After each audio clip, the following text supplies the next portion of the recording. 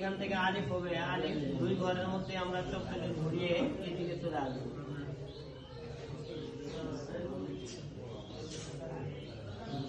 এটা দুই ঘরের ভিতরে আমরা আলিফটাকে শেষ করে দেবো এবং কি এইখান থেকে হাতটা ঘুরায় আমরা এদিকে চলে আসবো। এটার থেকে যেন লেজটা একটু কি থাকে, বাড়তি থাকে, বর্ধিত অংশ থাকে। বুঝাইতে পারছি? তাহলে এটা হলো একটা আলিফ আর নিচের এটা হলো আরেকটা আলিফ। কথা বুঝাইতে পারছি? ক্লিয়ার? এটাও সোজাই থাকবে।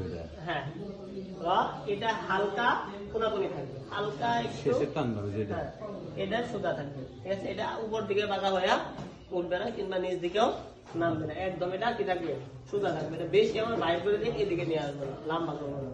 ঠিক আছে, তো এবং কি যার মাপ একই, যার মাপটা শুধু আমরা এই আলিফের কোনাকুনির ভিতর থেকে সোজা একটু উপর থেকে আমরা নুক্তা দিয়ে দিলে কি হয়ে যাবে, যা হয়ে যাবে।